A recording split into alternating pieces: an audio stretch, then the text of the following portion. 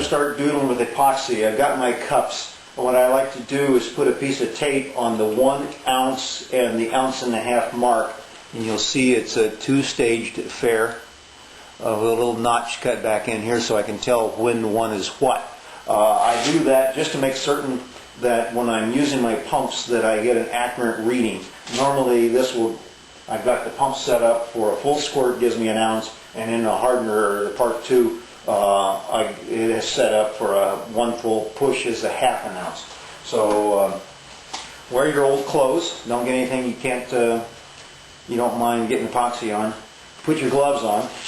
And that's the other thing I like about working later in the winter, even though or in the fall, it's getting colder out and epoxy takes longer to set up. At least it's not pressing me because, oh, it's dry, I can do something more. At least now I can wait for the next day. It hasn't gotten down really severely cold yet. So I haven't used these for a while, so I want to make certain that I'm going to get a full squirt. And sometimes if you haven't used them for a while, the epoxy in the jar is fine, but sometimes it'll crystallize in the neck. All you have to do then is just make certain you undo the lid, the screw ring, so it got air in it, and then just set it by a warm spot, and then usually overnight, if it's crystallized, it's like honey, it'll turn liquid again. So I'm accurate. I got my line comes up to my mark, and I'm going to have to use my line on the part B because it is stiff. Okay, I got my mix up, and I want to stir it up now. And I've got a clock that I'll look on the wall to see how much time I do it. And I want a full 1.5 minutes of stirring time.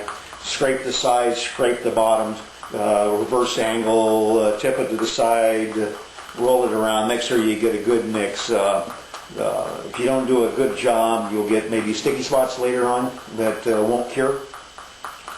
And always be sticky, and you might have to grind that spot out. And I never mix big batches, always small batches. You get a big batch, I've got one sitting around here somewhere. I got a batch here that went hard on me. There's about that much epoxy in it. You got to be able to get to it quickly. So never make more than you can use at any one time. So we're going to start working on the edges now. We're going to break out the epoxy worker's best friend, an old used toothbrush. I haven't found anything yet that's better than an old toothbrush, or a new one if you can afford to throw them away. But just have your friends save them up and throw them some chlorine bleach to kill off the germs, and then just set them aside in a bag until you need to use them. You can reuse them by putting them in a container of vinegar and just let them sit there, and the vinegar eats away at the epoxy, and you can use the brush again. Just when you get done with it, just make certain that you've got most of the epoxy out of it before you stick it in the vinegar. So we've got our mix all mixed up. You can set this mixer down someplace and just dip your toothbrush in there and start coating. Give it a good coat, swirl it back and forth, and around, and fill in that end grain. Nice thing about the toothbrush too is it picks up just the right amount of epoxy without filling up the filaments of the brush like you would do on just a regular bristle brush. Plus it doesn't drip. So it holds what you need when you need it. And it has short enough, stiff enough bristles that you can work the epoxy into the grain. Okay. So you can see this is going pretty quick. I'll have this, if I wasn't doing the camera work, I could have this whole thing mixed up and done in probably less than 5 minutes. You want to get it all done and then go back and look to see for dry areas. You know they're going to be dry when they don't It's not real shiny.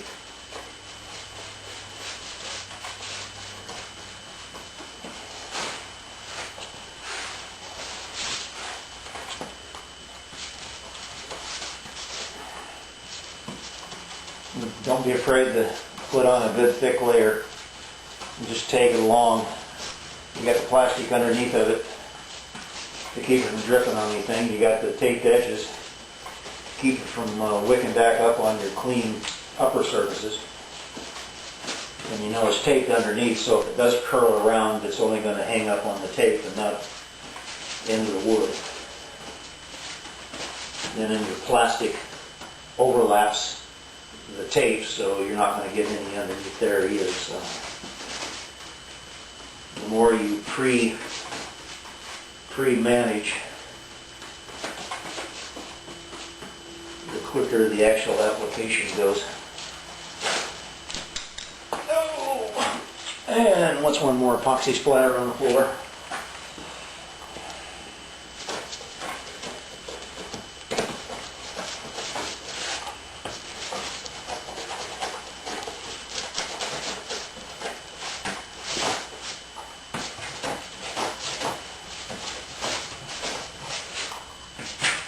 And I'm getting down, we're dipping deep into the cup, so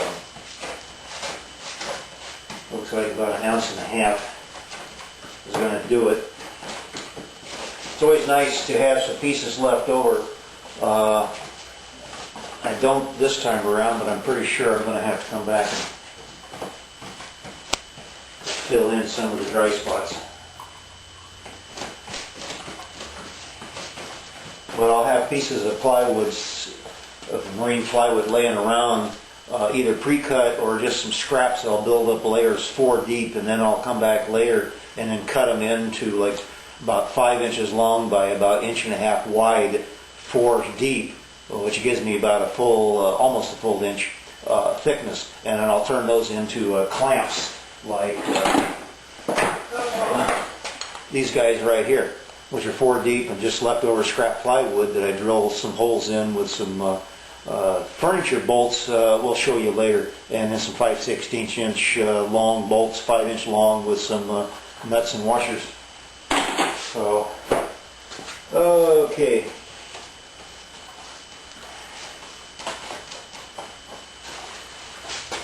Also with epoxy,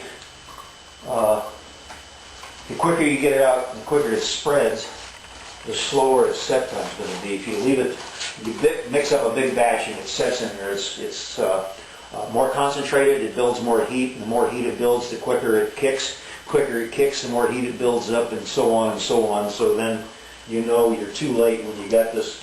When the cup starts turning hot in your hands and it's getting difficult to use, you know it's time to throw it away, especially if you're doing anything with glass, cloth, or tape. I'm seeing a lot of dry spots along the edges on the surface where there's a lot of edge grain here, or end grain.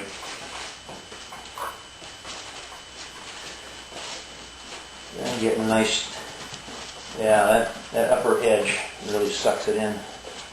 Anywhere the plywood's going that way will dry it out quickly.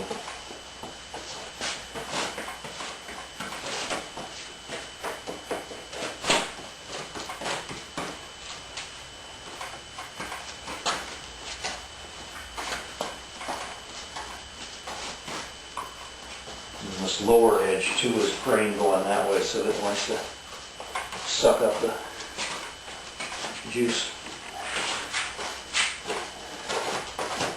Okay, there's just some scrapings in here. I'll go ahead and add a little bit more to everything. So that's about it for this. We're going to cure it and then give it a sand, and then we'll mix them around and start putting them together into our final long panels. So.